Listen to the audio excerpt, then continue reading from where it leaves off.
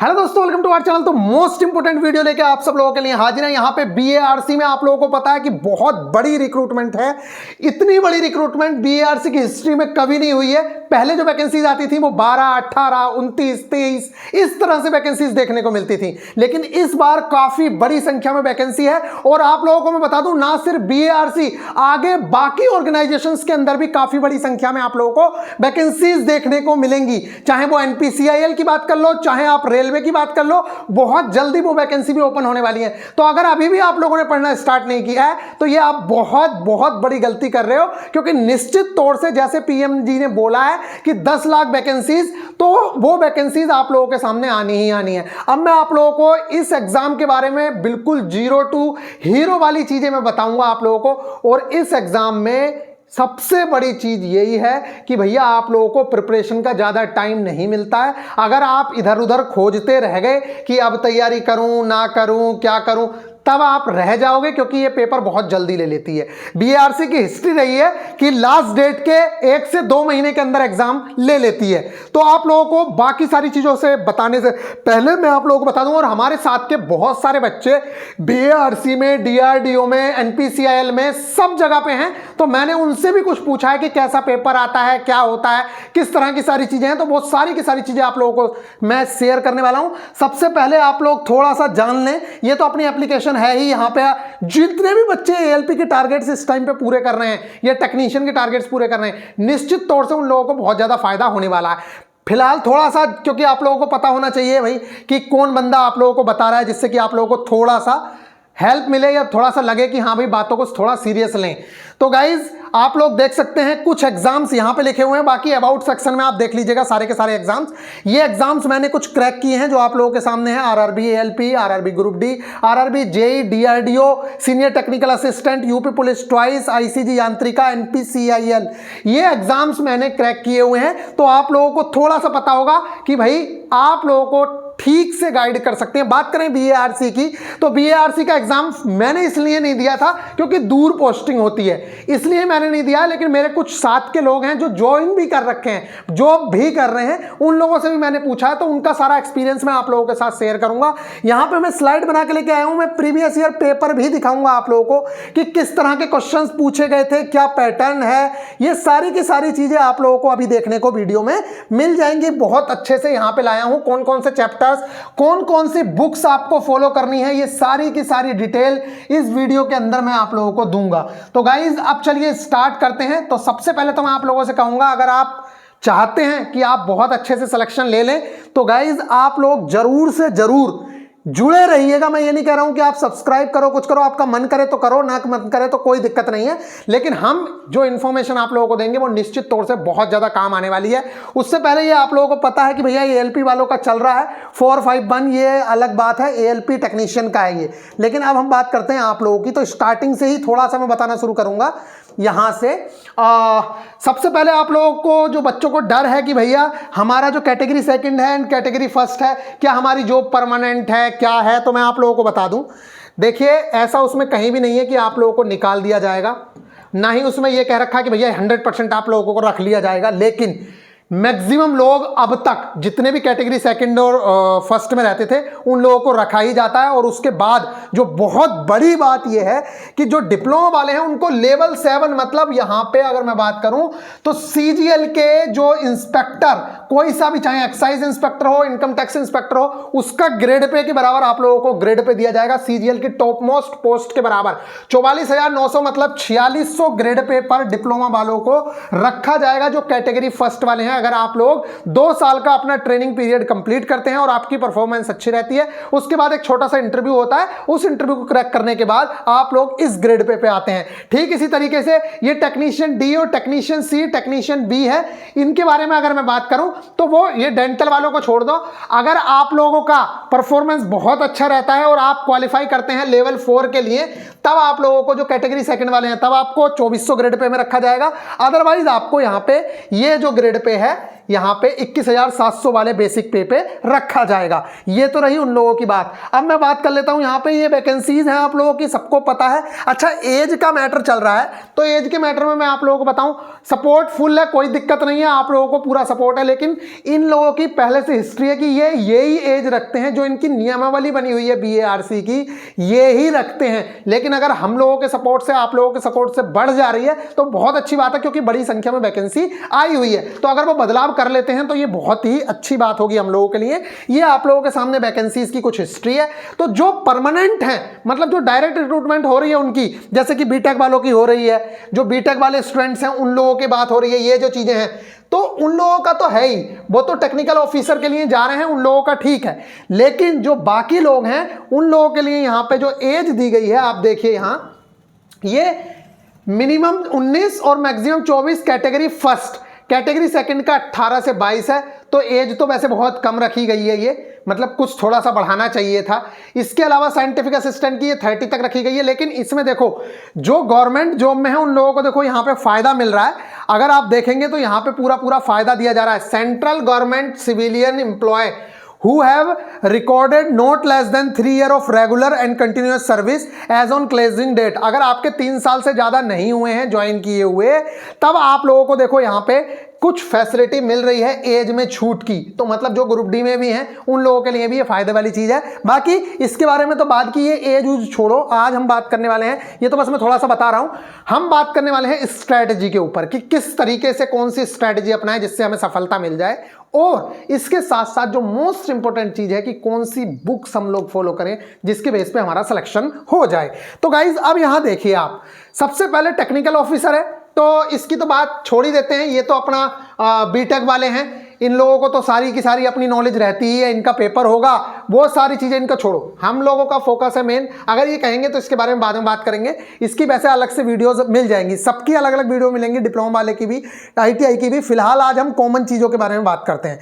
Scientific assistant category 1, scientific assistant B की बात कर लो, जो 7 पोस्ट हैं वो, या कैटेगरी फर्स्ट स्टाइपेंड ट्रेनिंग जो है इनकी बात कर लो। इनके लिए ये डिप्लोमा होल्डर वालों के लिए है। अगर इसमें आप क्वालिफाई होते हैं, इसका करना क्या है, कुछ नहीं है, जो आपने बीएससी, अगर आपने फिजिक्स से भर रहे हैं आप तो आपका बीएससी से आएगा, अगर आप मैकेनिकल इंजीनियरिंग से हैं तो आपके डिप्लोमा से आएगा। जो डिप्लोमा की चीजें हैं, इन डेप्थ वीडियो बताऊंगा मैं बाद में। फिलहाल आप ये समझिए कि आप अपना इंजीनियरिंग पढ़ना स्टार्ट करिए, कौन कौन से सब्जेक्ट पे ज्यादा फोकस्ड रहता है वो बिल्कुल इन डेप्थ वीडियो मिलेगी। अभी ITI वाली चीजों पे बहुत ज्यादा फोकस्ड है, ITI वालों के लिए जो प्री है उसके बारे में मैं बात करने वाला हूं आगे। तो यहाँ डिप्लोमा वालों का आप लोगों को पता है कि ये कुछ इस तरीके से पैटर्न है। डिप्लोमा होल्डर्स 1/3 की नेगेटिव मार्किंग रहेगी, 40 क्वेश्चंस रहने वाले हैं, 120 मार्क्स के रहेंगे, 3 मार्क्स का एक क्वेश्चन होगा लगभग। देखो ये हिस्ट्री है इनकी, ये नहीं कह सकते पक्का कि कितने स्टूडेंट उठाएंगे। इस बार कुछ ज्यादा वैकेंसीज हैं और डायरेक्ट आप लोग देख रहे हैं कि भैया सिर्फ इंटरव्यू के बेस पे सिलेक्शन होना है, तो हो सकता है कि वो 10 टाइम भी उठा लें, लेकिन 5 to 7 टाइम्स स्टूडेंट्स उठाए जाएंगे, क्योंकि 3 से 4 टाइम्स स्टूडेंट तो वहां पे उठा रहा है ITI वालों में, जबकि उनकी 2 स्टेजेस के बाद, स्किल टेस्ट के बाद, स्किल टेस्ट के लिए 2 से 3 टाइम्स वो उठा रहा है। तो यहां पे तो अगर मैं बात करूं तो 5 to 7 टाइम्स स्टूडेंट उठाएंगे, तो आपकी वैकेंसी इतनी ज्यादा है कि अगर आप पढ़ने वाले हो तो निश्चित तौर से आप इंटरव्यू के लिए आ जाओगे। और ये बहुत ही बेहतरीन चांस है कि आपके इन मार्क्स का कोई लेना देना नहीं है, ये मार्क्स आपके नहीं जुड़ेंगे।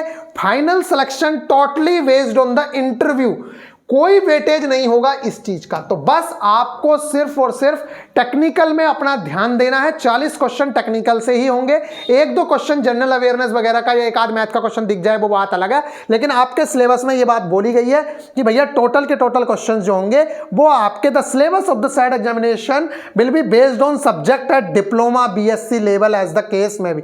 अब डिप्लोमा BSc में मैथ्स भी होता ही है, तो हो सकता है कि 1-2 क्वेश्चन वहां से पूछ ले, अदरवाइज आपका पूरा का पूरा वही वाली चीजें रहने वाली हैं। फिलहाल जो ये वाली चीज है ये आप लोगों को समझ आ गई होगी।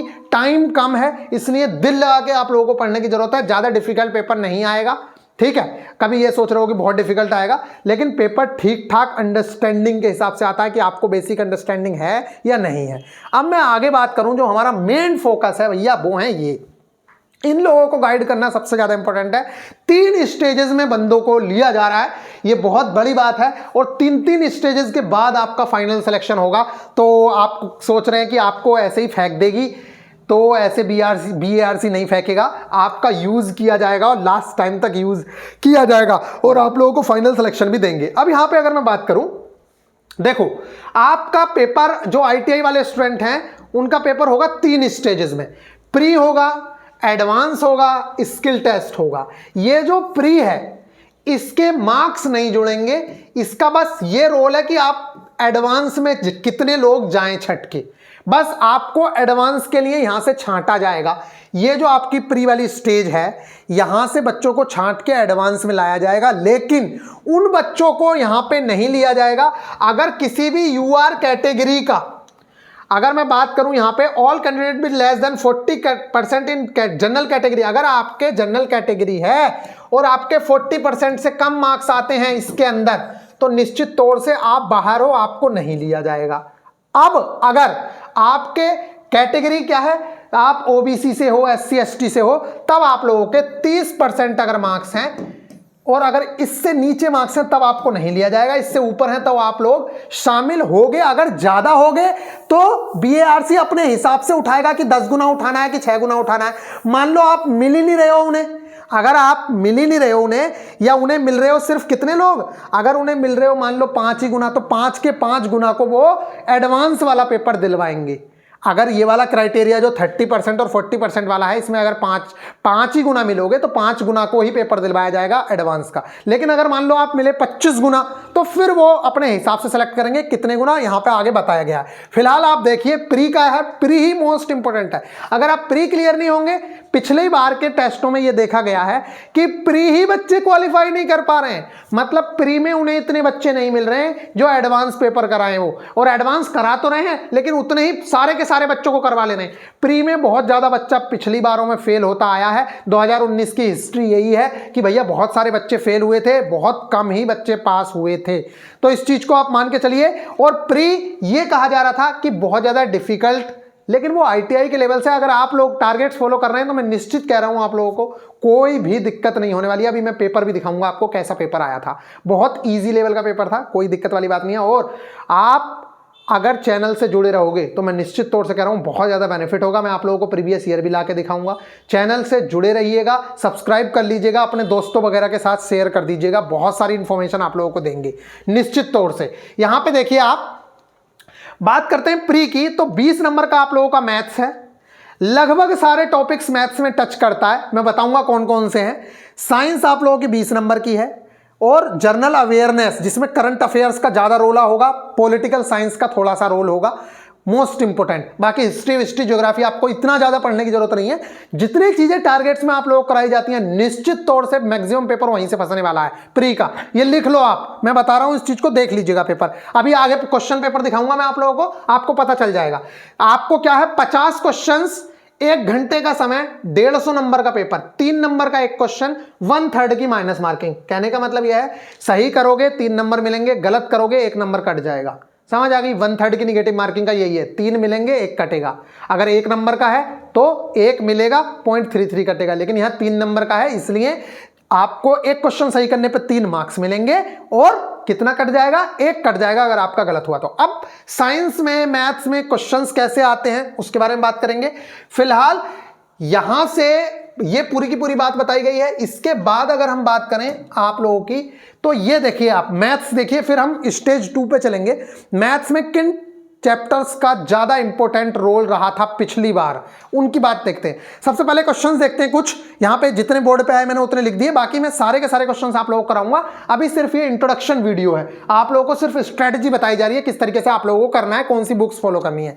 देखिए, पहला क्वेश्चन पूछा गया था x और y का अनुपात बताओ आप, जब, शायद ऐसा कुछ क्वेश्चन था 25 की पावर x बराबर 125 की पावर y, तो कोई बड़ी बात नहीं है, 25 की पावर 2x हो जाएगा, 25 की पावर 5 की पावर 2x हो जाएगा, 5 की पावर 3 है, और आप x और y का रेशियो निकाल लोगे। कुछ लोगों का कहना था कि भैया ये क्वेश्चन आया था 25x बराबर 125y, जो मन करे वो मान सकते हो। नेक्स्ट अगर मैं बात करूं, एलसीएम और एचसीएफ का रेशियो पूछा था 5, 10, 20, 5, 10, 20 संख्याएं दी थी, इनका पूछा था कि भैया एचसीएफ और एलसीएम का रेशियो बता दो। क्वेश्चन देख लो कुछ। वॉल्यूम ऑफ ए कोन कोन का वॉल्यूम पूछा था, आर दे रखा था, एच दे रखा था, डायरेक्ट फॉर्मूला बेस्ड क्वेश्चन था। अगला क्वेश्चन पूछा था यहां पे, आप लोग देख सकते हैं कि बीसी की वैल्यू पूछी है, किस चीज की, बीसी की। ये ट्रायंगल दे रखा है, एंगल पता रखे हैं, ये 14 दे रखा था विकर्ण, और आपसे बीसी की वैल्यू पूछी थी। डायरेक्ट आप लगा के जो भी एंगल लगाना है, साइन लगा लो, साइन लगा लो, साइन से मिल जाएगा, क्योंकि आप लोगों को पता है बेस आपको निकालना है, ठीक है। तो बेस और कर्ण का आप लोगों को कोई भी रिलेशन लगाओ, चाहे साइन लगाओ चाहे कोस लगाओ, किसी से भी निकल जाएगा, वो कोई बड़ी बात नहीं है। यहां पे आप लोगों को लगा के निकाल लेना था। इसके अलावा वॉल्यूम का रेशियो पूछा था सिलेंडर में, पहले वॉल्यूम को नॉर्मल रहने दिया था, दूसरा जो सिलेंडर था उसकी त्रिज्या को 2 गुना कर दिया था। तब देखो कितना सा सिंपल सवाल है। इसके अलावा एक्स स्क्वायर माइनस 5 में से घटवा रहा था, -2 x square minus 2a plus 6, ये क्वेश्चन आया हुआ था। हाइट एंड डिस्टेंस से क्वेश्चन था, ठीक है। टाइम एंड वर्क से एक क्वेश्चन था, और पासिंग मार्क्स वाला क्वेश्चन था कि एक बच्चे को पास होने के लिए 33 मार्क्स चाहिए और 33% मार्क्स चाहिए, जो चुनाव वाला क्वेश्चन भी आता है, या फिर पासिंग मार्क्स वाला परसेंटेज में जो क्वेश्चन आता है वो क्वेश्चन था, यहां पे लिख दिया है। इसके अलावा ट्रिग्नोमेट्री के काफी अच्छे खासे क्वेश्चंस थे।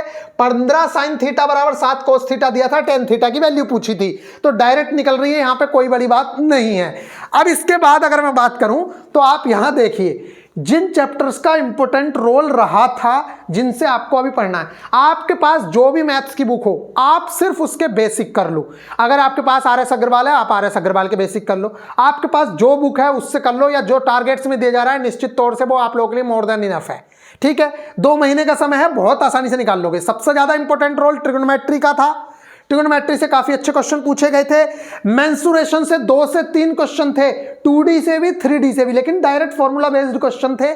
उसके अलावा मैं बात करूं, ज्योमेट्री से त्रिभुज से क्वेश्चन थे ज्योमेट्री में, ठीक है। डायरेक्ट एंगल बेस्ड क्वेश्चन दे रखे थे, बहुत सिंपल क्वेश्चन थे।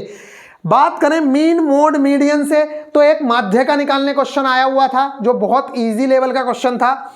रेशियो एंड प्रोपोर्शन से भी क्वेश्चन था। एक कंपाउंड इंटरेस्ट का भी क्वेश्चन आप लोगों को देखने को मिला था, जो डायरेक्ट फॉर्मूला बेस्ड था। डायरेक्ट 3 साल का चक्रवर्ती ब्याज का क्वेश्चन था। परसेंटेज पे क्वेश्चन मैंने आप लोगों को बताया ही कि भैया किसी वही जो होता है कि पास होने के लिए आपको इतने मार्क्स चाहिए और इतने मार्क्स ले आता है तो कितने मार्क्स से फेल हो गया, इस तरह का एक क्वेश्चन आया हुआ था। द्विघात समीकरण से क्वेश्चन आया हुआ था, द्विघात समीकरण दे रखा था, उसके मूल पूछ रखे थे आप लोगों से।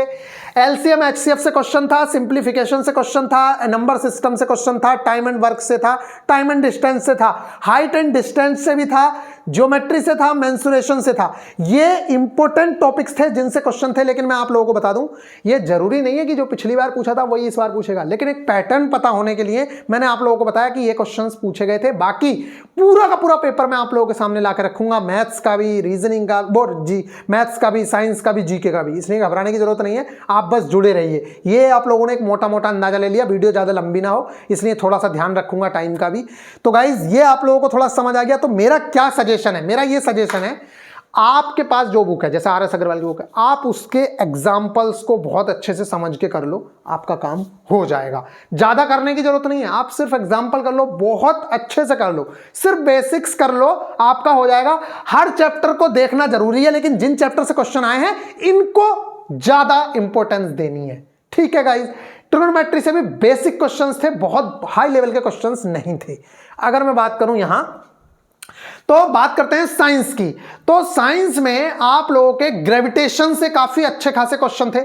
देखो साइंस में आप लोगों का बायो का रोल कम था, बायो से एक सेल से क्वेश्चन था, एक आध क्वेश्चन वायरस से था, बस। इसके अलावा सारे के सारे क्वेश्चंस आपके फिजिक्स और केमिस्ट्री थे। और फिजिक्स और केमिस्ट्री में भी जो एटम वाला पार्ट है, क्योंकि आप लोगों को पता है किस चीज में आप जा रहे हो, भाभा एटॉमिक रिसर्च सेंटर, तो एटम की जो थ्योरी है, जो एटम्स की थ्योरी है नॉर्मली, वो सारी की सारी आप लोगों को पता होनी चाहिए, चाहे जे थॉमसन का मॉडल हो, नील बोर का मॉडल हो। तो जो 9th की एनसीईआरटी है उसके जो स्टार्टिंग के चैप्टर्स हैं आप लोगों ने पढ़े होंगे, atoms and molecule, structure of the atom, यहां बेस है पूरा का पूरा। तो स्टार्टिंग के जो 4 चैप्टर्स हैं, मैटर और matter in our surrounding, is matter around us pure, atoms and molecule. इसका जो तीसरा और चौथा चैप्टर है ये सबसे ज्यादा इंपॉर्टेंट है आप लोगों के लिए। यहां से आएगा, ये एनसीईआरटी है, क्लास 9th की एनसीईआरटी साइंस, इससे मोस्ट इंपॉर्टेंट चीजें पूछी जाएंगी। ये वाली चीजें आपको नहीं करने की कोई जरूरत है, लेकिन ये जो चैप्टर्स हैं आप लोगों के लिए, ये वाले मोशन से क्वेश्चन थे, सबसे ज्यादा क्वेश्चन ग्रेविटेशन से देखने को मिलते हैं, वर्क एंड एनर्जी से क्वेश्चन देखने को मिलते हैं। तो कहने का मतलब यह है, जो 9th की एनसीईआरटी है, जो मैंने मार्क करके आप लोगों को दी हुई है, वो आप लोग कर लेंगे तो निश्चित तौर से आप यहां के क्वेश्चंस बना पाएंगे। इसके अलावा थोड़ा सा हाई लेवल किस चीज में जाना है, तो हाई लेवल जाना है वर्क एंड एनर्जी के अंदर, और थोड़ा सा सिंपल मशीन पढ़नी है, लीवर वगैरह पढ़ने हैं आप लोगों को, बस। उससे ज्यादा आप लोगों को कुछ चीजें करने की जरूरत नहीं है, जो होगा वो मैं बताऊंगा अभी। नेक्स्ट अगर मैं बात करूं, अम्ल क्षार से क्वेश्चन दे रखा था, पीएच वैल्यू से क्वेश्चन दे रखा था, धातु अधातु से क्वेश्चन था, कार्बन की वैल्यू पूछ रखी थी, कार्बन का इलेक्ट्रॉनिक विन्यास पूछ रखा था। अगर तत्वों के आवर्ती वर्गीकरण से पूछे तो इससे ज्यादा क्वेश्चन नहीं थे, लेकिन ऊपर के 4 चीजों से बहुत ज्यादा क्वेश्चंस थे। ये 10th की एनसीईआरटी के चैप्टर्स हैं। तो वही बात है जो बार बार कही जाती है, 9th की और 10th की एनसीईआरटी की फिजिक्स और केमिस्ट्री आप लोगों के लिए मोस्ट इंपोर्टेंट है। प्रकाश से क्वेश्चंस आए हुए थे, कॉनकैव कॉन्वेक्स लेंस से क्वेश्चंस देखने को मिल रहे थे, इलेक्ट्रिसिटी से रेजिस्टेंस से क्वेश्चन था, P/V² पे क्वेश्चंस था। ठीक है, अब मैं आप लोगों को बाकी दिखाता हूं, लेकिन लाइट से और रेजिस्टेंस वाले चैप्टर से, जो आपका इलेक्ट्रिसिटी है, उससे बेसिक क्वेश्चंस थे। ये देखिए आप यहां पे कुछ क्वेश्चंस मैंने दिखाए हैं। यहां पे नीली क्रांति किससे संबंधित है, ये बायोलॉजी का क्वेश्चन हो गया। ब्लू रिवॉल्यूशन, तो सारी की सारी रिवॉल्यूशन पता होनी चाहिए, चाहे हरित क्रांति हो, चाहे श्वेत क्रांति हो, चाहे नीली क्रांति हो, ये सबकी सब। ऑक्सीडेशन रिडक्शन से क्वेश्चन पूछा था, ये आप लोगों का पहला चैप्टर है क्लास 10th एनसीईआरटी का। कार्बन का इलेक्ट्रॉनिक विन्यास पूछा था, ये आप लोगों का चौथा चैप्टर है। Na2SO4 × 10H2O, ये आप लोगों का पहले चैप्टर में ही दिया हुआ है। ठीक है, इसका नाम पूछा था आपसे, रासायनिक नाम। गैल्वेनाइजिंग प्रोसेस के बारे में पूछा था। 4 डिग्री सेल्सियस पर मछलियों वाला जो क्वेश्चन आता है कि कैसे जिंदा रह लेती हैं, उसका स्टेटमेंट देके क्वेश्चन पूछा था। सूरज के अंदर कौन सी रिएक्शन से एनर्जी निकलती है, न्यूक्लियर फिजन से या न्यूक्लियर फ्यूजन से, वो वाला क्वेश्चन पूछा हुआ था। इसके अलावा यहां पे if mass is equal to 1 kg then weight क्या होगा, अगर किसी वस्तु का द्रव्यमान 1 किलोग्राम है तो उसका वेट क्या होगा, डायरेक्ट क्वेश्चन पूछ रखा था, कोई बड़ी बात नहीं है। 9.8 आता ही आप लोगों को पता है। फ्लेमिंग का राइट हैंड रूल पूछा हुआ था। लाइट ईयर किसकी यूनिट है, ये पूछा हुआ था। सेल किस में नहीं होते हैं, ये क्वेश्चन पूछा हुआ था। P/V² पर न्यूमेरिकल पूछा हुआ था। पीएच वैल्यू ऑफ NaCl पूछी हुई थी। मैथ्स में एक क्वेश्चन ये पूछा हुआ था, 3 - √3 3 + √3 की वैल्यू क्या होगी। इस तरीके के क्वेश्चंस आप लोगों के सामने थे।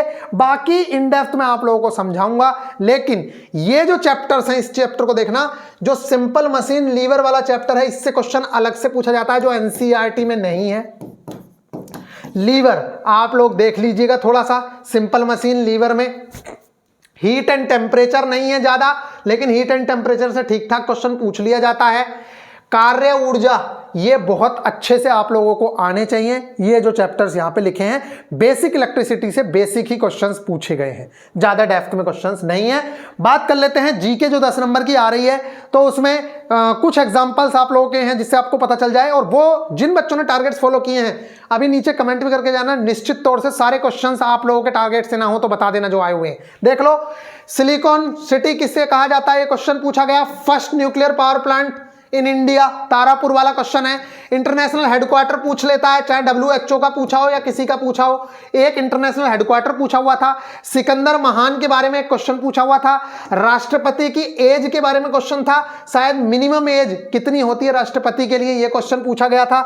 या सेवानिवृत्त की क्वेश्चन पूछ लेगा कि रिटायरमेंट की एज क्या है। स्पेस रिलेटेड क्वेश्चन पूछा गया था। वर्ल्ड कप 2017 में, वुमेन वर्ल्ड कप 2017 का विनर कौन था, यह पूछा था। किसको मेट्रोमैन ऑफ इंडिया कहा जाता है, यह क्वेश्चन पूछा गया था। इस तरीके के क्वेश्चंस आप लोगों के सामने जीके में देखने को मिलते हैं। तो आई होप कि आप लोगों को थोड़ा समझ आ रहा होगा कि किस तरह की चीजें हैं। अब बुक्स की बात करूं तो बुक्स के लिए NCERT 9th और 10th बस जो कराया जा रहा है, मैंने जो मार्किंग करके दी है, टेलीग्राम चैनल है VIP गुरुजी ऑफिशियल के नाम से, उस चैनल को ज्वाइन कर लो। और अगर वीडियो अच्छी लगी हो या अभी आगे भी बता रहा हूं तो निश्चित तौर से वीडियो को लाइक जरूर करके जाइएगा, जिससे मुझे मोटिवेशन मिले। और अगर आप लोगों को इस वीडियो पर रिस्पॉन्स अच्छा रहा, आपने लाइक और शेयर अच्छे से किया, मतलब मुझे लगा कि हाँ भाई इन लोगों को जरूरत है वीडियो की, तो मैं निश्चित तौर से आगे आप लोगों को बहुत अच्छी अच्छी वीडियोस दूंगा और आप लोग निश्चित तौर से उन वीडियोस से फायदा उठाओगे। एक ही जगह पे आप लोगों को सारे क्वेश्चन पेपर का कलेक्शन भी मिल जाएगा, सारी चीजें भी मिल जाएंगी। तो सबसे पहले नीचे जो लिंक दिया गया है वहां से टेलीग्राम ग्रुप ज्वाइन कर लो, एप्लीकेशन भी डाल रहे हैं, एप्लीकेशन भी कर लो। और जो ये चैप्टर हैं इनके हम टेस्ट भी लगा रहे हैं NCERT के, तो वो टेस्ट भी लगा सकते हो। बाकी आप लोग कहोगे, जिस तरह की वीडियो कहोगे उस तरह की वीडियो देंगे, नीचे कमेंट करके बताइएगा जो जो इंफॉर्मेशन आप लोगों को चाहिए। ये वाली चीजें हो गई। इसके अलावा मैं बात करूं बुक्स की, तो देखिए वैसे मैं हर ट्रेड के लिए अलग से बुक बनाऊंगा, हर ट्रेड के लिए अलग से स्ट्रेटजी बताऊंगा, लेकिन थोड़ा सा मैं बता दूं, देखिए 2 साल मैंने जिस बंदे से बात की थी वो बंदा बता रहा था कि भाई मैंने तो ये वाली बुक पढ़ी थी, जो ये बुक आती है यहाँ पे, इसकी बुक पढ़ी थी इन्होंने, लेकिन वो ये कह रहा था आजकल भैया बहुत अच्छी अच्छी मार्केट में बुक्स अवेलेबल हैं। GS सेठी एंड बलवीर सिंह की बुक है, ये बहुत फेमस बुक है वैसे फीटर की ट्रेड की, ठीक है, निमी पैटर्न पे ही बनी हुई है ये बुक। ये वाली बुक भी निमी पैटर्न की है, निमी पैटर्न ही ALP में फॉलो होता है, ये याद रखना। निमी पैटर्न ही पूरे ITI, सब ITI निमी पैटर्न फॉलो करते हैं। तो चाहे रॉयल पब्लिकेशन न्यू पैटर्न, चाहे आप ये वाली बुक, लेकिन इस बुक की वो तारीफ कर रहा था कि ये बुक बहुत अच्छी है फीटर ट्रेड के लिए।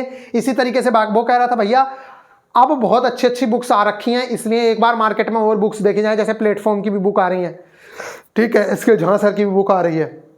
तो मैं आप लोगों को बता दूंगा कि कौन सी बुक करनी है। अगर आपके पास अभी कोई भी बुक है आप उससे पढ़ना स्टार्ट करो, क्योंकि आप लोगों का जो सिलेक्शन है मेन वो किस पे होने वाला है वो मैं बताता हूं। तो प्री तो वहां से हो गया। एक ये भारत स्किल के नाम से एप्लीकेशन है निमी पैटर्न की, आप जाके यहां से भी कोई भी चैप्टर कहीं से भी किसी भी ट्रेड का आप पढ़ सकते हो, ठीक है, टेस्ट भी लगा सकते हो इस पे। अब जो आपका स्टेज सेकंड है यही मेन है, इसी पे मेरिट बनेगी। जो प्री था उस पे मेरिट नहीं बनती है, वो सिर्फ प्री है, उस पे मेरिट नहीं बनेगी, समझ रहे हो। वो पास करना है, उसे पास करने, देखो यहां पे लिखा है, उसे पास करने के बाद एडवांस में आओगे, चाहे वो 6 गुना बच्चे पास कराएं चाहे 10 गुना कराएं, जितने उनका मन करेगा उतने गुना कराएंगे। उतने बच्चों को बात कराने के बाद वो एडवांस टेस्ट दिलाएंगे। एडवांस में क्या है, आपकी ट्रेड से 50 क्वेश्चन आएंगे, जो अब तक तो इजी ही आते थे, ज्यादा बड़े क्वेश्चन नहीं आते थे। वो कह रहा था भैया जो ये बुक मैंने अभी बताई है, इस बुक से सारे के सारे क्वेश्चन फंस गए थे, ठीक है। ये हो गया, 2 घंटे का पेपर होगा, देख लो बहुत टाइम है, बहुत बहुत ज्यादा टाइम है। 2 घंटे का पेपर होगा, 1 घंटे का पेपर होगा। एक मिनट, इसमें थोड़ा सा कंफ्यूजन है, शायद 1 मिनट, विल बी यहाँ पे लिखा हुआ था 2 आवर, हाँ ठीक है। 2 घंटे का पेपर आप लोगों का होगा, सही है। 2 घंटे का पेपर होगा, 150 मार्क्स का पेपर होगा और 1/3 की निगेटिव मार्किंग है, मतलब 1 कट जाएगा। तो आपके पास मोर देन इनफ टाइम है। अगर आपको क्वेश्चन आते हैं तो आप निश्चित तौर से कर लेंगे, इसी के बेस पे मेरिट बनेगी। और निश्चित तौर से उन्होंने कहा है कि हम स्टेज 2 के जो लड़के qualifying for stage 2 but will not exceed to 4 to 5 times the number of vacancies, skill test के लिए जो लड़के क्वालिफाई करेंगे, अगर वो 4 से 5 टाइम होते हैं तो उन्हें सबको बुलाया जाएगा। अगर वो ज्यादा होते हैं तब उनमें से 4 से 5 टाइम बुलाए जाएंगे। वो कह रहे हैं इससे ज्यादा बच्चे हम नहीं बुलाएंगे, 4 से 5 गुना। ये बच्चे सब स्किल टेस्ट देंगे। और उन्होंने इसके बाद इंपॉर्टेंट बात ये बोली है कि ये स्किल टेस्ट जो बच्चे देंगे, इस स्किल टेस्ट को सिर्फ आपको पास करना है। आपका जो मेरिट बनेगी, जो फाइनल सिलेक्शन होगा, वो सिर्फ इस स्टेज 2 पे होगा, जो आपकी ट्रेड है। ट्रेड पर ही आप लोगों का सिलेक्शन होगा। इसलिए मैं आप लोगों से कहूं कि इस बार सिलेक्शन लेने से ज्यादा आसान कुछ नहीं है। प्री में कम से कम 8-9 गुना बच्चा या 10 गुना बच्चा क्वालिफाई करेगा। आपकी वैकेंसी ही इतनी है, 300 वैकेंसी है, तो 3000 बच्चे क्वालिफाई करोगे। प्री आपका क्लियर हो गया, आप अपने मेंस की अच्छे से तैयारी करो। और वो वाली जो बुक्स हैं वो अच्छी बुक्स हैं, उसके अलावा नई बुक्स के बारे में बताऊंगा जो अच्छी बुक आई हुई है। आप अपना पढ़ना स्टार्ट करिए, टेक्निकल के बेस पे आप लोगों का फाइनल सिलेक्शन होने वाला है। और अगर वीडियो थोड़ी भी अच्छी लगी हो आप लोगों को जरा सी भी अच्छी लगी है तो निश्चित तौर से, और देखो ये ट्रेनिंग जब आपकी कंप्लीट होगी तो ये आप लोगों को फायदा मिलेगा कि आपको 4400 ग्रेड पे, वो 4600 ग्रेड पेपर लेवल 7 पर तो डिप्लोमा वाले आएंगे, और कैटेगरी सेकंड जो है वो लेवल 5 और लेवल 4 पर आएंगे। ये बहुत बहुत बड़ी बात है। लेवल 5 कर रहा हूं, लेवल 4 और लेवल 3 पे आएंगे। इसके साथ साथ आप लोगों से एक बॉन्ड भी साइन कराया जाएगा, जो बॉन्ड अगर आप नहीं करेंगे, अगर आप छोड़ के जाएंगे, देखो वो तो खुद चाह रहे हैं कि आप उसे छोड़ के ना जाओ, आप उनके पास रहो। अब कुछ लोग छोड़ के चले जाएंगे तो उनकी जगह पे जो बच्चे बचेंगे उन्हीं लोगों को फाइनली करा जाएगा। मेरे बारे में आप लोग देख ही चुके हो। अगर आपको थोड़ी भी हेल्प हो सकती है, अगर आपको लगता है आगे आप ALP देने वाले हो, ग्रुप डी देने वाले हो, ग्रुप डी में मेरा 90 मार्क्स था, RRB JEE में मेरा 87 मार्क्स था, DRDO में 117 मार्क्स था, ALP में मेरा 86 मार्क्स था, यूपी पुलिस में भी 236 कुछ ऐसे मार्क्स थे दोनों बार, एक बार 238, एक बार कुछ ऐसे, ICG यांत्रिका में भी अच्छे मार्क्स थे, NPCIL में भी अच्छे मार्क्स थे। तो ये आप लोगों को आई होप की सारी चीजें हैं। अपनी एप्लीकेशन है, वहां पे टेस्ट भी आप लोगों को फ्री ऑफ कॉस्ट मिल जाएंगे, टेस्ट भी डाल रहे हैं, ये देख सकते हो आप। ये सारे के सारे एग्जाम्स के आपके टेस्ट भी अलग से डलवा दूंगा प्रैक्टिस के लिए। अगर आप कहोगे आपका एग्जाम बना के अलग से टेस्ट डलवा दूंगा, आप लोग टेस्ट लगाइएगा, मैक्सिमम क्वेश्चंस वहीं से देखने को मिल जाएंगे। तो गाइज मिलेंगे फिर नेक्स्ट वीडियो में। फिलहाल आप लोग अपना ख्याल रखिएगा। VIP गुरुजी ऑफिशियल एप्लीकेशन डाउनलोड कर लीजिएगा। अगर कोई ALP वगैरह की तैयारी कर रहा है तो वो जुड़ सकता है ALP के लिए यहाँ पे, और इसके अलावा बहुत अच्छे से आप लोगों को आगे गाइड करेंगे। किस किस टॉपिक पे आप लोगों को वीडियो चाहिए नीचे कमेंट करके बता दीजिएगा, एक एक चीज के लिए गाइड करेंगे। मिलेंगे नेक्स्ट वीडियो में, ख्याल रखिएगा, टेक केयर।